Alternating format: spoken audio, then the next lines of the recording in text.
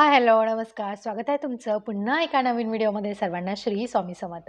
सर्वांना पुन्हा एकदा नवीन वर्षाच्या खूप साऱ्या शुभेच्छा. हे नवीन वर्ष तुम्हाला सुखात, समाधानाचे, आनंदाचे, भरभराटीचे आणि आरोग्यदायी जावो. स्वामी महाराज तुमच्या सर्व चांगल्या इच्छा पूर्ण करोत, हीच स्वामीचरणी प्रार्थना.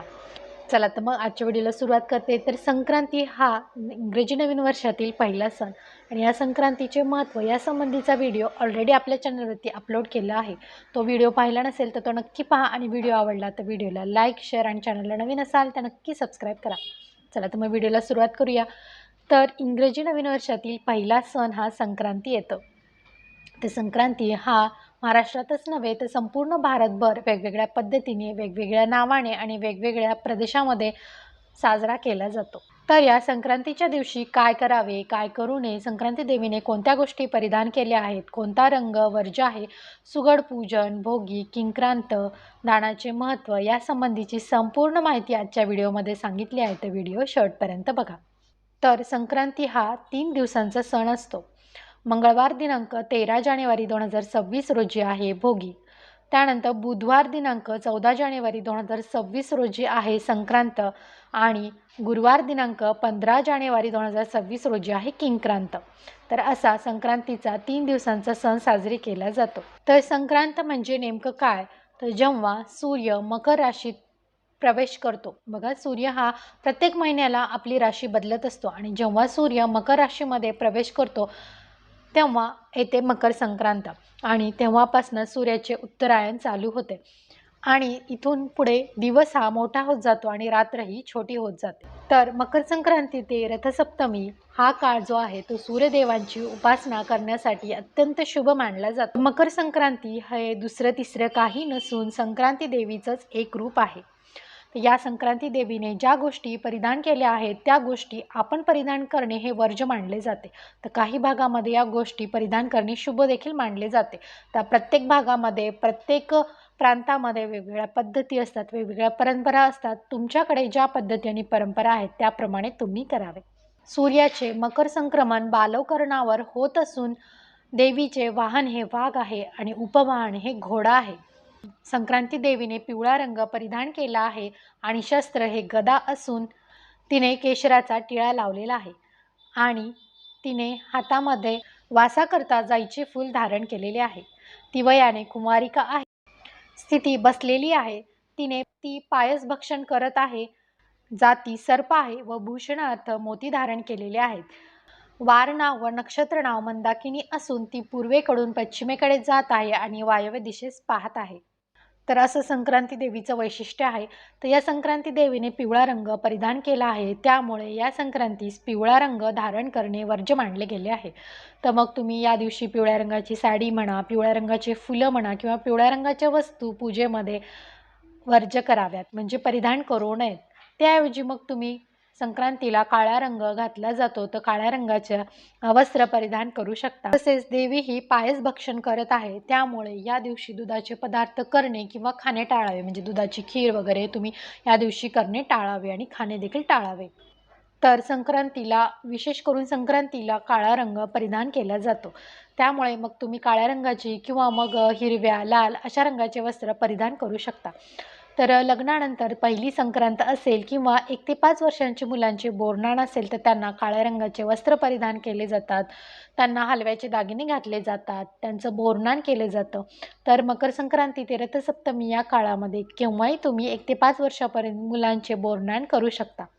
तर संक्रांतीचा पहिला दिवस असतो तो म्हणजे भोगी.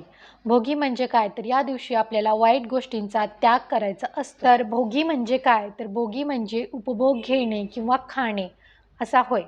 तर भोगी हा उपभोग घेण्याचा आणि आनंदाचा सण मानला जातो. तर भोगीच्या दिवशी इंद्रदेवांची आठवण काढली जाते. तर इंद्रदेवाने आपल्या धर्तीवर उदंड पिके पिकावीत यासाठी या दिवशी सर्व देवतांना प्रार्थना केली होती व वर्षानुवर्ष बळीराजा आपल्या शेतातून अशीच पिके काढत राहो व या पृथ्वीतलावरील प्राण्यांची भूक अशीच भागत राहो यासाठी प्रार्थना केली जाते. तर या थंडीच्या दिवसामध्ये आपल्या शरीराला उष्णता मिळावी याकरता या थंडीच्या दिवसांमध्ये भरपूर साऱ्या भाज्या येतात. या सर्व भाज्यांची मिळून भाजी केली जाते आणि तीळ लावून बाजरीची भाकरी केली जाते आणि याचाच नैवेद्य या दिवशी दाखवला जातो.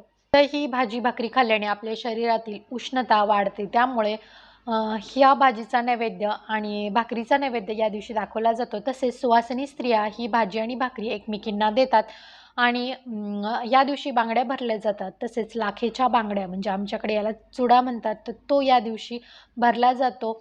तर अशा प्रकारे आपल्याला भोगी साजरी करायची आहे. त्यानंतर दुसऱ्या दिवशी असते ती संक्रांत. तर संक्रांतीच्या दिवशी सकाळी लवकर उठून आपल्याला सूर्यदेवाला अर्घ्य द्यायचं आहे. तर त्यासाठी तांब्यामध्ये पाणी घ्यावे. त्यामध्ये हळदी, कुंकू, पांढरे तीळ आणि लाल फूल टाकून तो अर्घ्य सूर्यदेवांना द्यायचा आहे. आणि ते जल आपल्याला सूर्यदेवांना चढवताना ओम सूर्याय नमः हा मंत्र म्हणावा, किंवा मग जर तुम्हाला सूर्यांची नावे येत असतील तर ओम सूर्याय नमः, ओम रवये नमः, ओम आदित्याय नमः, ओम भास्कराय नमः असं म्हणत तुम्हाला हे जल अर्पण करायचं आहे.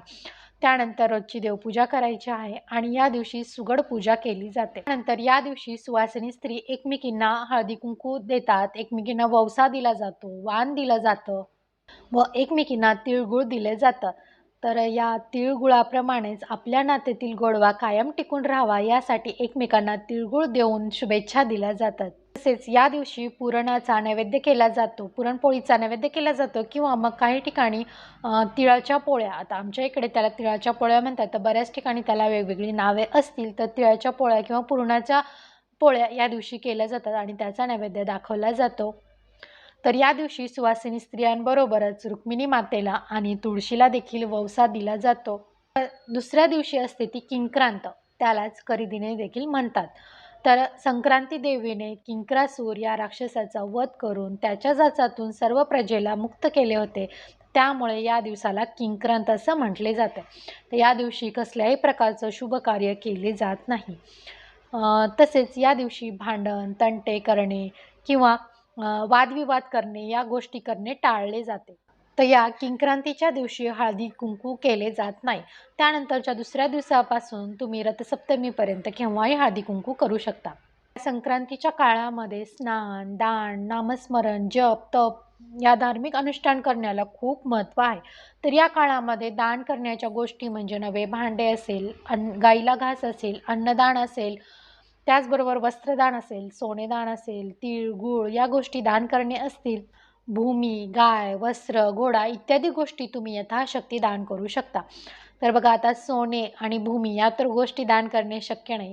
आपल्याला तुम्ही गाईला घास देऊ शकता, किंवा मग अन्नदान करू शकता, किंवा मग एखाद्या गरजू व्यक्तींना तुम्ही वस्त्रदान करू शकता. तर या गोष्टी आपण नक्कीच करू शकतो. तर या गोष्टी तुम्ही कराव्यात. तर या दिवसांमध्ये केलेले दान असं म्हटलं जातं की ते पुढच्या जन्मी 100 पटीने देव आपल्याला देत असतो. तसेच या दिवसांमध्ये तीर्थस्थानाला देखील अत्यंत महत्त्व आहे. तर या दिवशी गंगेमध्ये स्नान केल्याने पुण्यफळ लाभते असे म्हटले जाते. तर या संक्रांतीच्या काळामध्ये काही गोष्टी करणे टाळले जाते. त्यामध्ये मग दात घासणे असेल, कटू बोलणे असेल, वृक्ष तोडणे, गवत तोडणे असेल, गाई म्हशींची धार काढणे असेल, किंवा या काळामध्ये ब्रह्मचर्याचे पालन हे आवर्जून केले जाते. तर अशा प्रकारे आपल्याला संक्रांतीचा हा 3 दिवसांचा सण साजरा करायचा आहे. तर भोगी म्हणा, संक्रांत म्हणा किंवा किंक्रांत या दिवसाची संपूर्ण माहिती व्हिडिओमध्ये सांगितली आहे. आणि संक्रांती पूजेचा मांडणी आणि पूजा यासंबंधीचे व्हिडिओ लवकरच आपल्या चॅनलवरती येईल, तो देखील पाहायला विसरू नका. आणि हा व्हिडिओ तुम्हाला आवडला असेल तर व्हिडिओला लाईक, शेअर आणि चॅनलला नवीन असाल तर नक्की सबस्क्राईब करा. भेटूया पुन्हा एका अशाच नवीन व्हिडिओमध्ये. तोपर्यंत सर्वांना श्री स्वामी समर्थ.